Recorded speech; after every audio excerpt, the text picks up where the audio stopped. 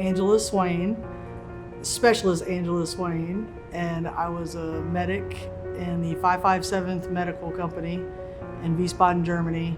I served there for 2 years, and I was in the reserves here in Columbus at the 914th Cash Unit for 4 more years.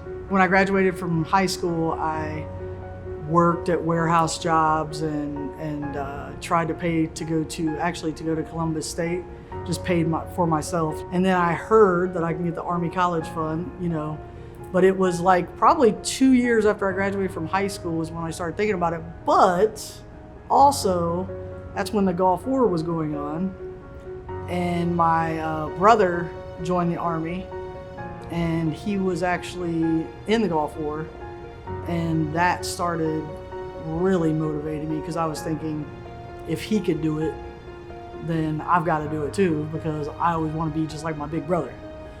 When I first joined, I just remembered that I was really nervous when I was talking to the recruiter, because I was thinking, I can't tell him that I'm attracted to women and that I've been with a woman. Like, I can't tell him that. I had a lot of cognitive dissonance because I'm a very honest, truthful person.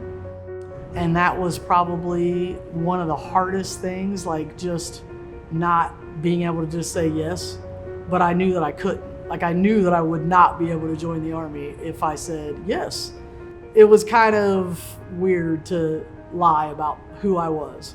By the time I was leaving Germany, that's when the Don't Ask, Don't Tell became enacted into a law. It was like 1993.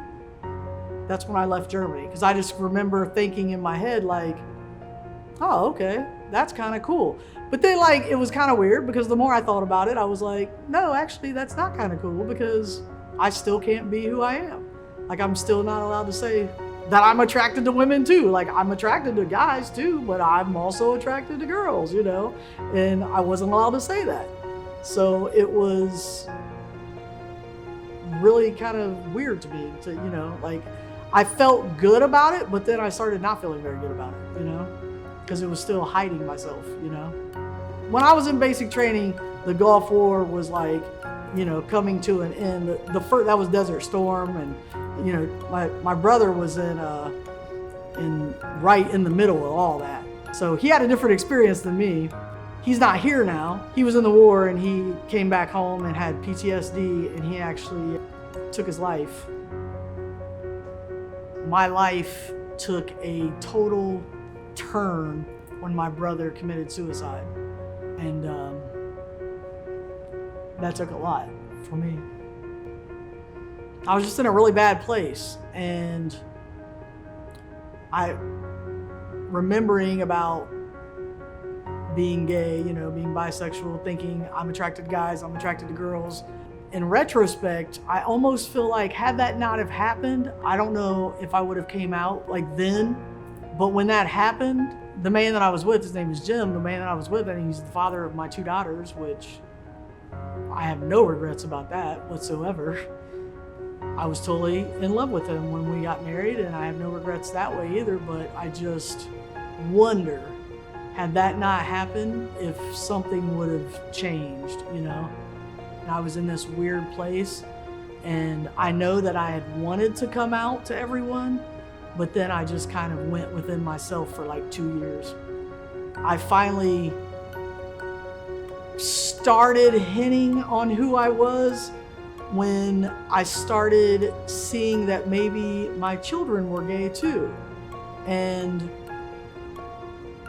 I wanted to tell them and have that experience with them, but then I also wanted to be true. I had a relationship before, and we ended up being really good friends, and I didn't want to out the person that I had a relationship with before.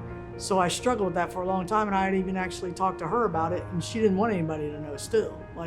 So it is what it is, and I have integrity. So here I am. But I also wanted to talk to my kids. So I was in another spot once again. So now I have no regrets that I said anything, because now I can talk to them about whatever I want to talk to them about, and I am 1000% me now, you know, like, and that was the only thing that was holding me back. Now when I look at like my kids and I look and see that there are like people in the service and they're just like who they are, and you know, there can be two men married to each other with kids and two women with kids, and they're in the service, and I just think that's awesome. Like, I don't even know if I have words of wisdom to share with anybody, because I'm just like, I feel like everybody has their own experience, and I just feel like always be true to yourself, you know? Just like always be you. And I'm very happy for anybody who's gay that's in the service, that they can just not have to hide anything, you know, that they can just be who they are. As the Army would say, be all you can be.